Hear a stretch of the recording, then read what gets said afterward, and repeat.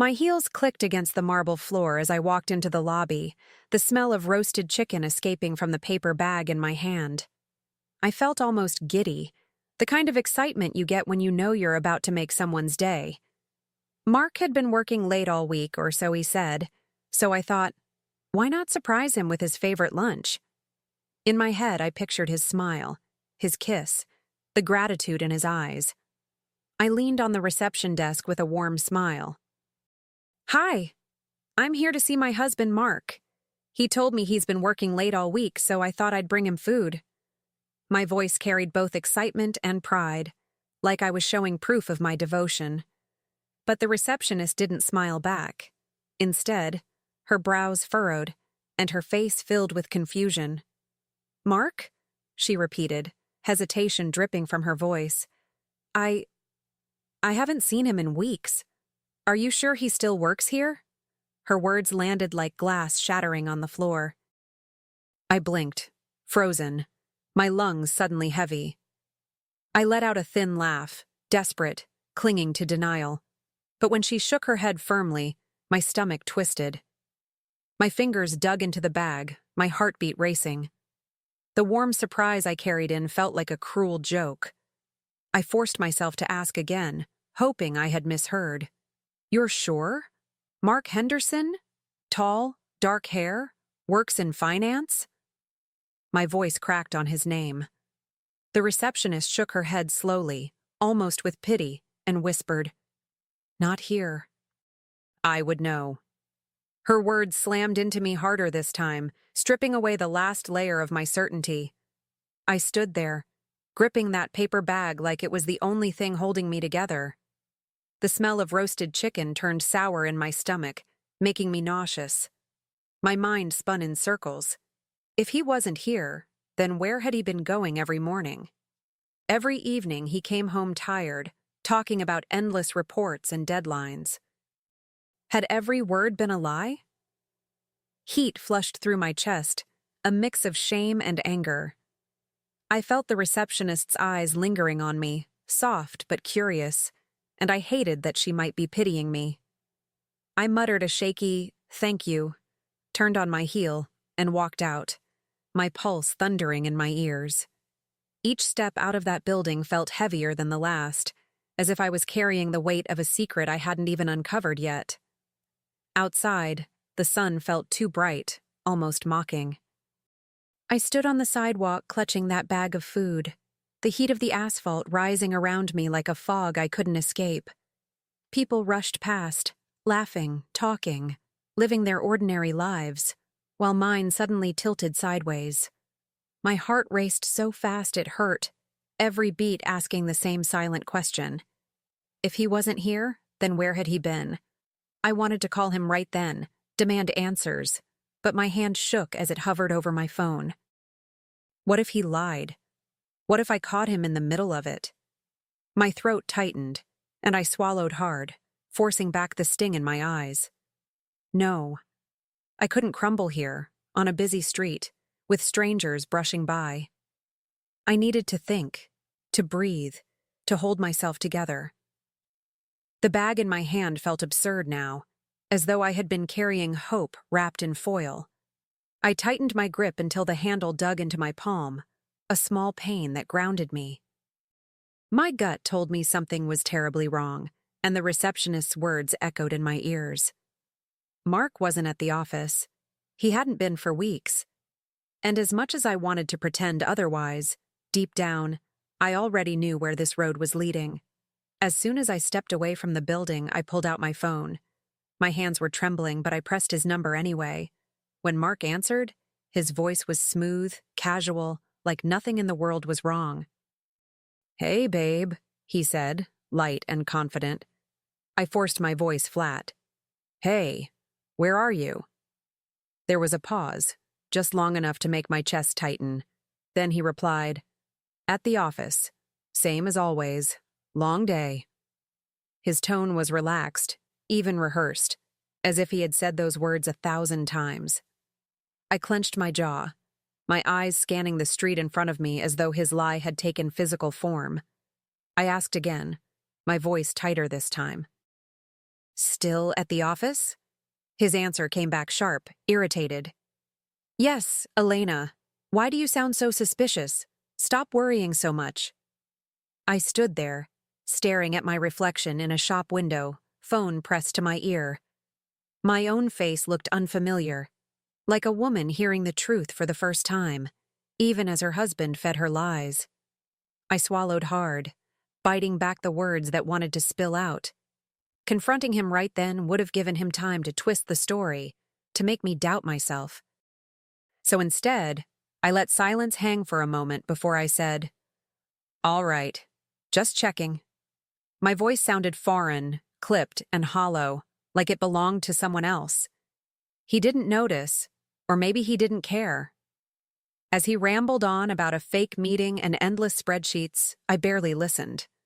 Each word he spoke piled on top of the receptionist's, creating a wall of lies so high I couldn't see past it. My stomach knotted, and I felt my nails digging into the skin of my palm as I gripped the phone. A part of me wanted to scream at him, to demand the truth, but another part whispered, "Wait." When we finally hung up, I just stood there, the city buzzing around me like white noise. My heart was racing, but beneath the panic, something else stirred. Certainty. I wasn't just suspicious anymore. I knew. He wasn't at the office, and he hadn't been for weeks. The only question left was, where was he really going? I slipped my phone back into my bag, my fingers still tingling from the call. The lie clung to me like smoke, thick and suffocating. People say you just know when something's off, and in that moment, I finally understood. Mark's voice wasn't the voice of a man drowning in work. It was the voice of someone hiding, someone weaving stories to cover the truth. I started walking without direction, each step heavy, my mind racing faster than my feet. Flashes of the past weeks replayed in my head. His late nights, the vague excuses, the quick showers when he got home. Every puzzle piece slid into place, and the picture they formed made my chest ache. I wanted to deny it, but the evidence was building, and I couldn't unsee it. By the time I reached my car, my decision was made. I wouldn't ask again. I wouldn't let him feed me more half-truths.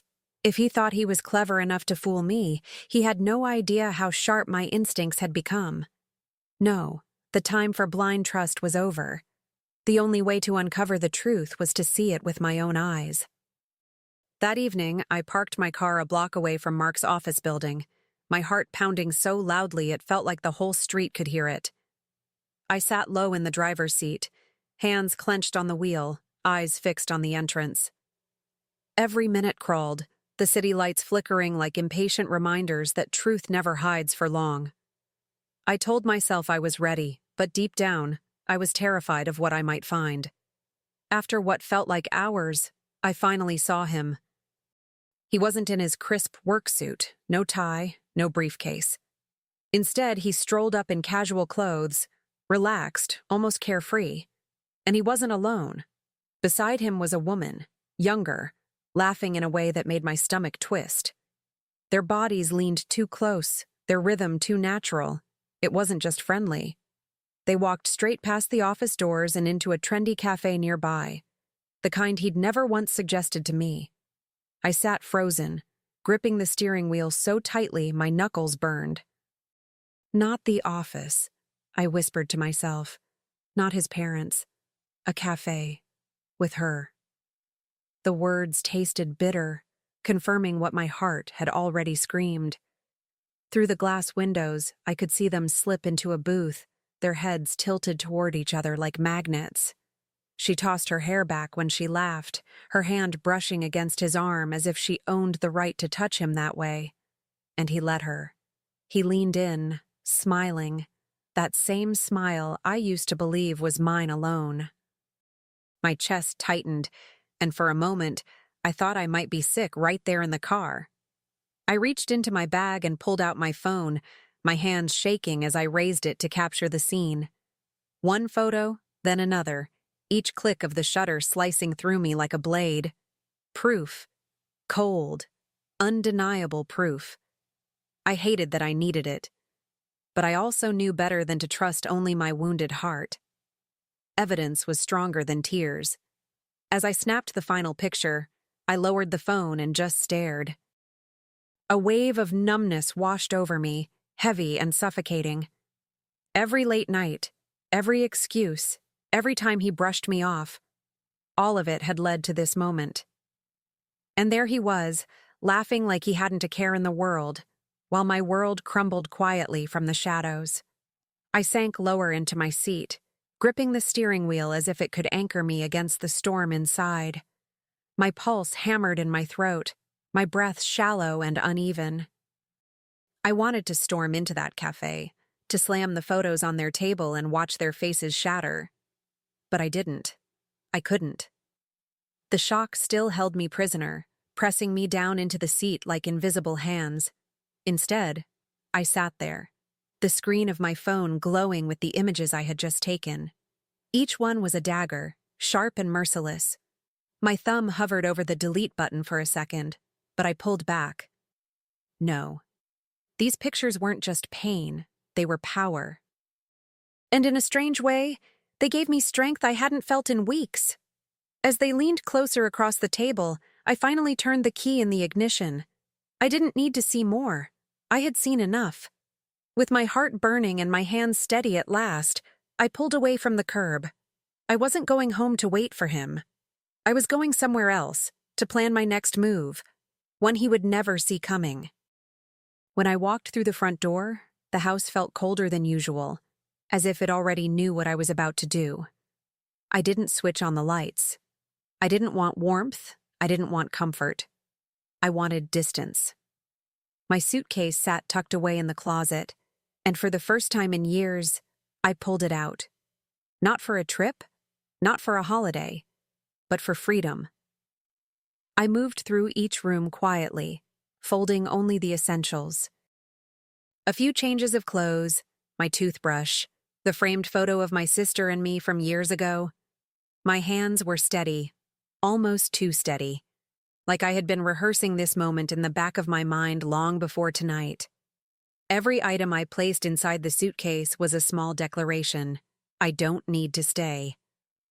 I paused in the living room, my eyes lingering on the couch where we used to sit side by side, the kitchen where I cooked his favorite meals, the hallway where he kissed me goodbye each morning. All of it looked staged now, like props on a set of a play I no longer believed in. He expects me to be here, waiting like a fool, I whispered to myself. Not tonight. I zipped the suitcase shut, the sound cutting through the silence like a final line drawn in the sand. For a moment, I just stood there, listening to the emptiness of the house. No television humming, no footsteps echoing, no voice calling my name. It felt eerie, but also liberating, like the house had finally stopped pretending to. As I slipped my coat over my shoulders, 1,000 memories rushed at me all at once. Birthdays celebrated here, arguments whispered behind closed doors, the countless nights I waited for him to come home. Each one tried to cling to me, begging me to stay, but I shook them off.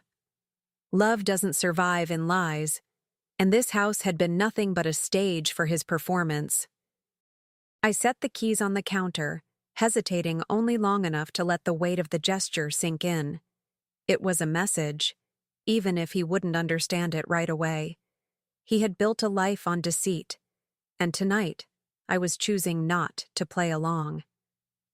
My hands tightened around the handle of the suitcase as I headed for the door, ready to disappear into the night.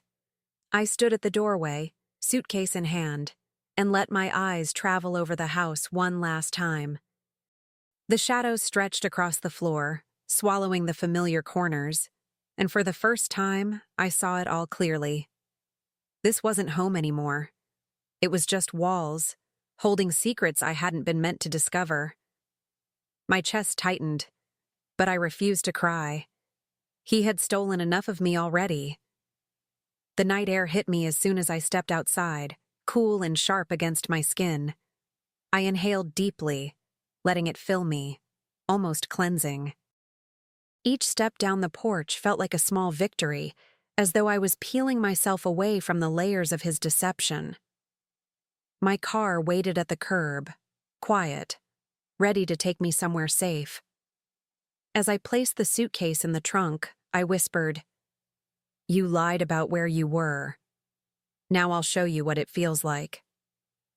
The street was silent, only the distant hum of traffic breaking the stillness. With the house left dark behind me, I slid into the driver's seat and turned the key. He'd expect me to be waiting, but tonight, he would return to an emptiness he couldn't explain. Later that night, my phone buzzed on the nightstand at my sister's place. His name lit up the screen again and again, desperate, insistent. I let it ring until finally, curiosity pushed me to answer. His voice came through frantic, jagged. "Elena? Where are you? The house is empty. What's going on?" He sounded breathless, like a man chasing shadows. I sat back against the pillows, calm in a way I hadn't felt in weeks. "I'm at home," I said evenly, savoring the irony. There was a pause on the other end, his confusion spilling through the silence. Before he could twist the words, I added, "The same way you were at the office when I called asking where you were." My tone was cool, almost casual, but inside I could feel the sting land. "Elena, wait, I can explain." His voice cracked, rising higher, desperate now. I pictured him pacing the empty living room, searching for answers that didn't exist. A bitter satisfaction bloomed in my chest. For once, I wasn't the one begging, doubting, or clinging. He was. And nothing he could say would change the truth I already held in my hands. I let him stammer, his words tripping over themselves, scrambling to build excuses out of thin air.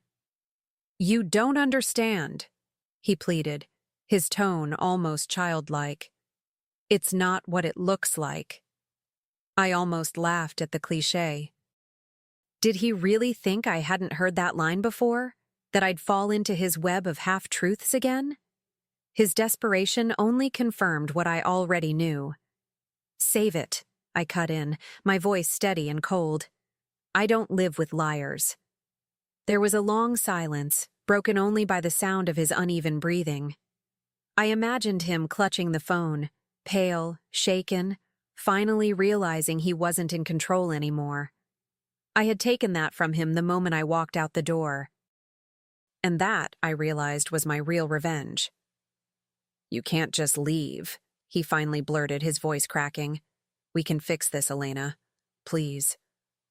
For years, I had been the one begging him to see me, to choose me, to love me fully. And now here he was, begging, while I sat in the quiet comfort of freedom. The shift was almost poetic, and I wasn't about to give it back. I took a slow breath, letting the silence stretch long enough for him to squirm. When I finally spoke, my words were calm, deliberate, like a blade pressed against his throat. "Enjoy your double life, Mark. I've already started mine, without you." And before he could gasp out another excuse, I hung up. The line went dead, but in my chest, a fierce calm settled.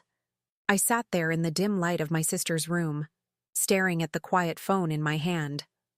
For once, I wasn't the one left in the silence. He was. The power he thought he had over me, the lies he thought I'd never unravel, they had all crumbled in a single night. My revenge wasn't loud or messy. It was simple, devastating. I walked away, and as I set the phone down, a small smile tugged at my lips. Not because I won, but because I finally remembered who I was without him. Strong, steady, whole. The irony cut deeper than any scream ever could. He had lost the one person who never needed to lie, the one who would have stood by him through anything, except betrayal.